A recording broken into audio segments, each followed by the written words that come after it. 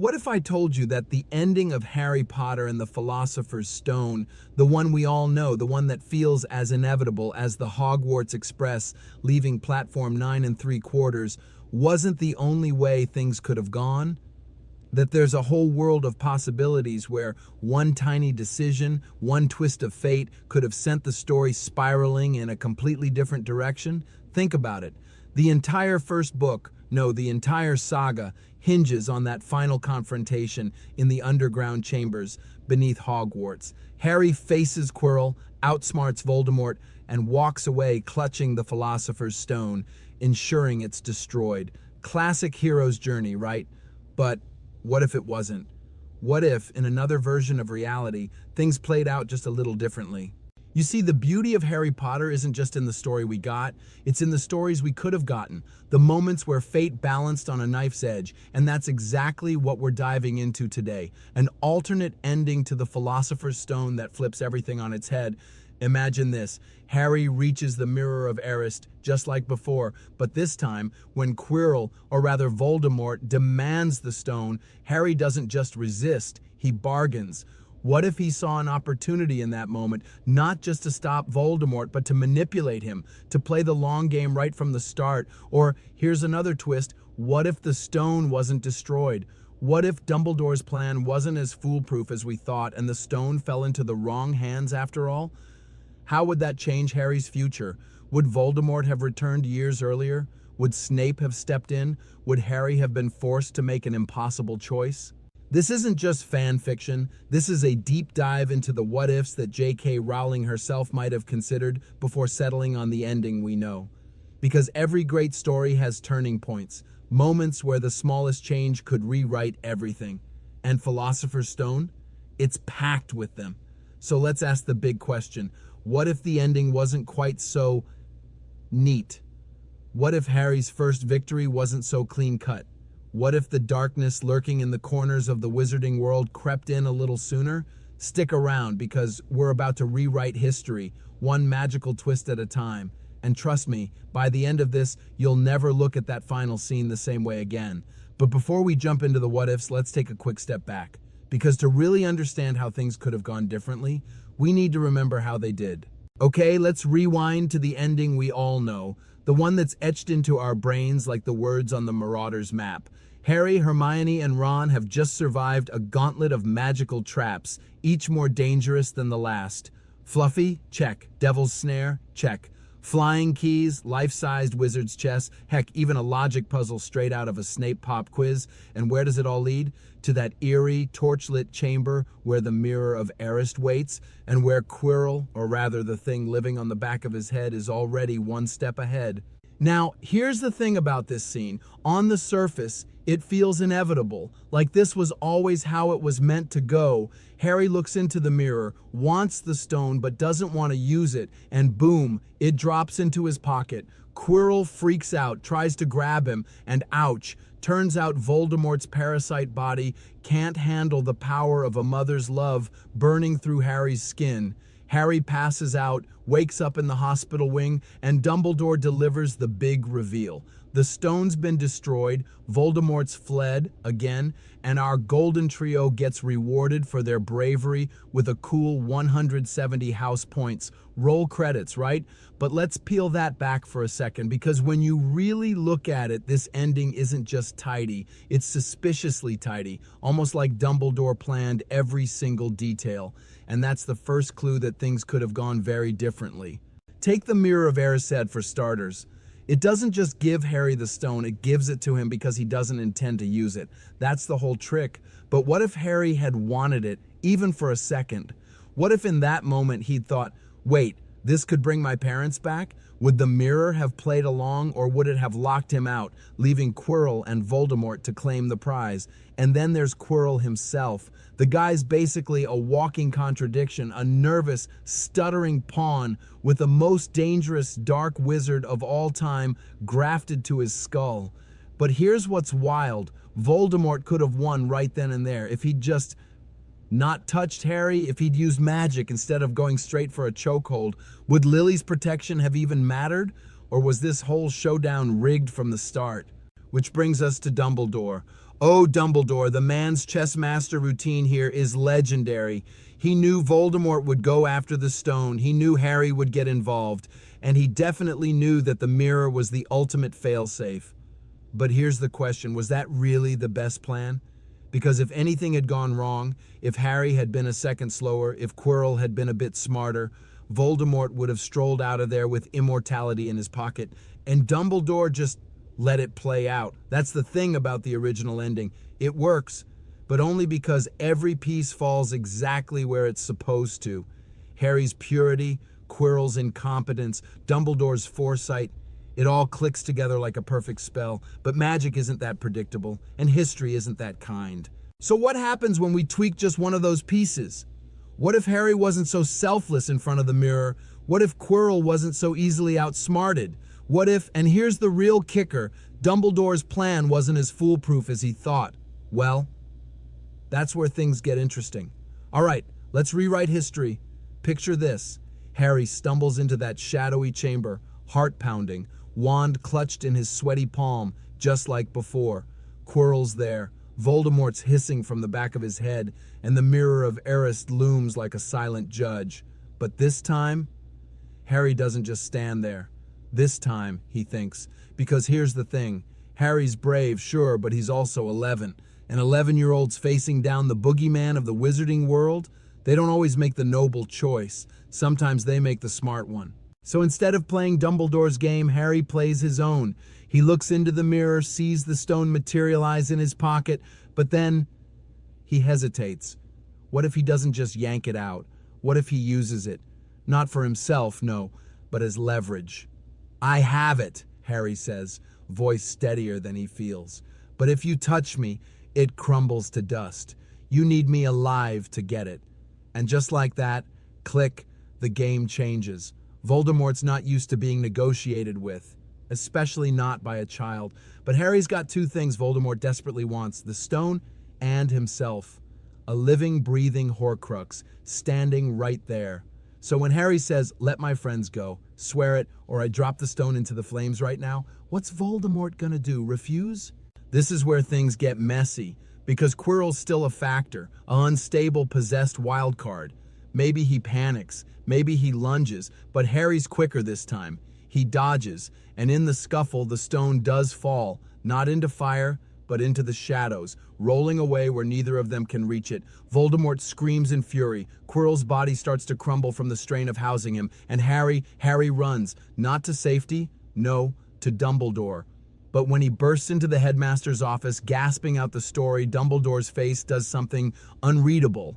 You bargained with him, Dumbledore says slowly, not angry, not impressed, just calculating. And that's the twist, because now the stone isn't destroyed. It's lost somewhere in the bowels of Hogwarts where even the elves can't find it. Voldemort's still out there, but now he's obsessed, not just with immortality, but with Harry Potter, the kid who outsmarted him. Dumbledore's chessboard shattered. Because Harry didn't follow the script, he improvised, and that changes everything. Now, fast forward, the school year ends, but the danger doesn't. Without the stone's destruction as a clear victory, the wizarding world's still uneasy.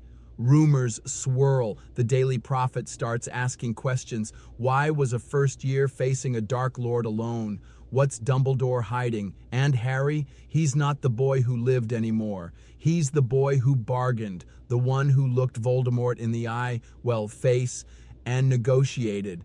That's not just bravery, that's strategy, and it makes people nervous.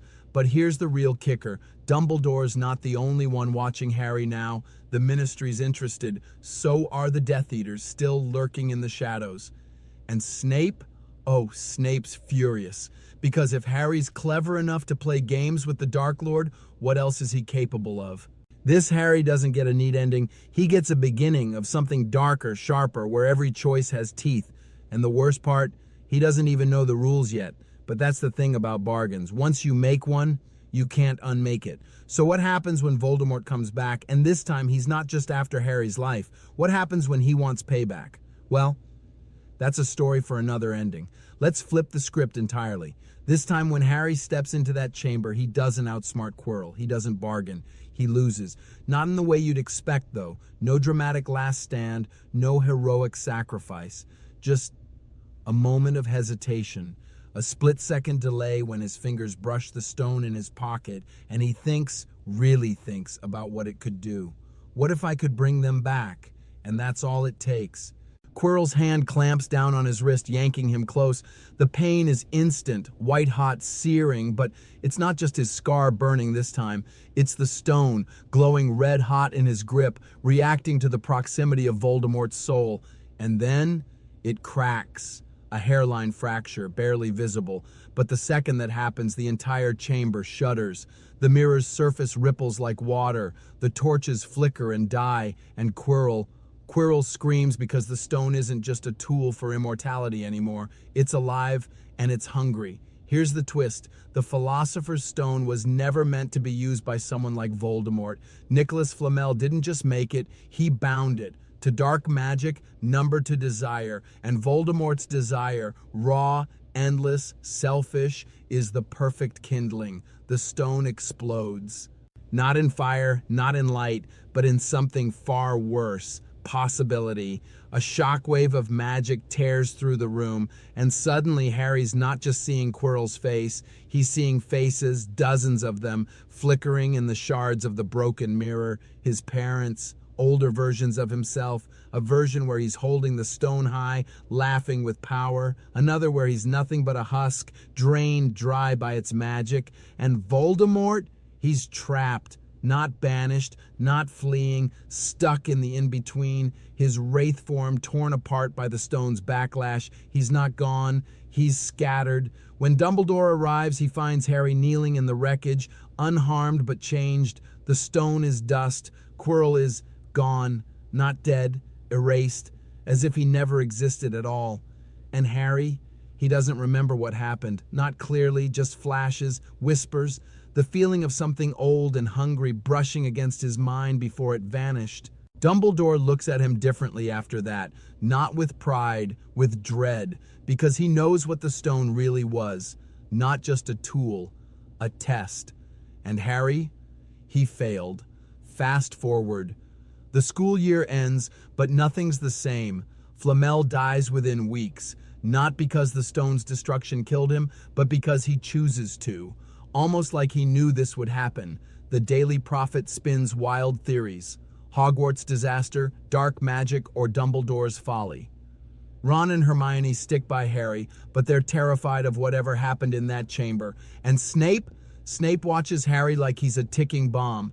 Because here's the truth. The stone's magic didn't just vanish. It lingered. And some of it went into Harry. Now when he sleeps, he dreams in alchemy. Wakes up with equations scrawled on his arms in ink that wasn't there the night before. Sometimes his scar doesn't burn, it sings. And the worst part, Voldemort's voice is gone from his dreams, not because he's dead, because he's waiting. This isn't the story of a boy who defeated a Dark Lord. It's the story of a boy who unmade one and doesn't know what he's unleashed in the process. So what happens when the stone's magic wakes up? What happens when Voldemort's fragments start to coalesce? Well, that's a horror story even Dumbledore isn't ready for. Let's take a step back from spells and stone fragments for a moment. Because what we're really talking about here isn't just alternative endings, it's alternative Harrys. Two roads diverged in a dark chamber, and each path reshapes not just the story, but the very meaning behind it. Start with the first alternate ending, the bargain.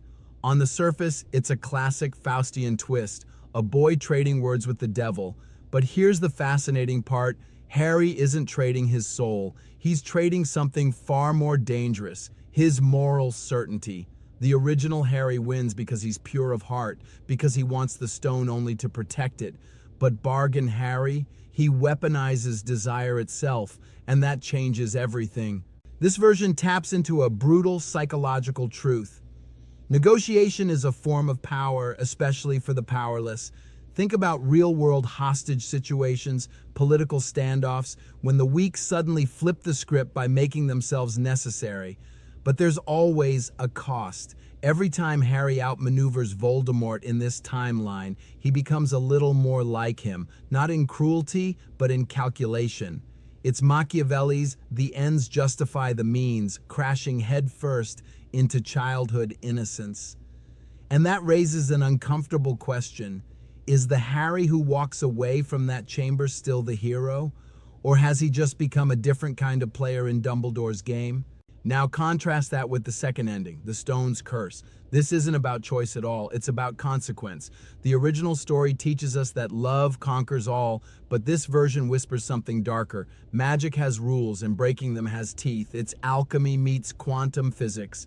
The observer effect gone horribly wrong. By merely considering using the stone, Harry alters its fundamental nature. This isn't fantasy, it's philosophy. The stone becomes a metaphor for nuclear energy, AI, any transformative power humanity isn't ready to wield responsibly. Flamel's creation was stable because his intentions were pure, but Voldemort's hunger destabilizes it at the atomic level. And Harry, he's the unwitting catalyst, the child who accidentally presses the big red button because no one thought to explain the safeguards. Which brings us to the mirror at the heart of all this, literally. The Mirror of Erised isn't just a plot device, it's the ultimate Rorschach test. In the original, Harry sees family. In the bargain ending, he sees leverage. In the curse ending, he sees potential. Same mirror, different boys. And that's the terrifying beauty of these what-ifs. They prove Harry was never destined to be just one thing. Dumbledore's original plan relied on Harry being predictably selfless, but human nature isn't predictable. Neuroscience shows our brains aren't fully equipped for long-term consequence assessment until our mid-20s. So an 11-year-old facing cosmic power, statistically he should have messed up. The fact that he doesn't in the original isn't realism, it's myth-making. And this is where ethics crash headfirst into narrative. The original ending reassures us that goodness prevails if we stay pure of heart. But the alternatives, they're messy, they're human. They force us to ask, is true heroism about never stumbling, or about how we navigate the fall? In a bargain, Harry becomes a political creature navigating shades of gray. The cursed Harry becomes a walking cautionary tale about power's collateral damage. Both are arguably more real than the saintly original, but are they better? That depends on whether you believe stories should inspire or reflect. Perhaps the most unsettling revelation is how both alternate endings undermine Dumbledore's godlike foresight. His original plan works through a series of miraculous coincidences, but these what-ifs expose the staggering arrogance of that approach. It's the trolley problem on a cosmic scale. He's willing to risk Harry becoming a bargaining chip or a magical Chernobyl because he believes that particular boy will always choose right. So here's the ultimate question these endings force us to confront. Is the wizarding world better served by a fairy tale or by the messy truth? Would we rather see Harry as the shining champion or as the boy who sometimes fails, sometimes compromises, but keeps fighting anyway?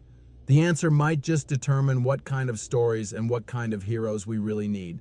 But before we wrap this up, there's one last thread to pull, because all these endings, original and alternate, share one unspoken assumption, that the Philosopher's Stone was Flamel's greatest creation. What if we've been wrong about that all along? So here we are. We've walked through mirrors, danced with dark magic, and turned the Potterverse inside out, all to answer one deceptively simple question: what if?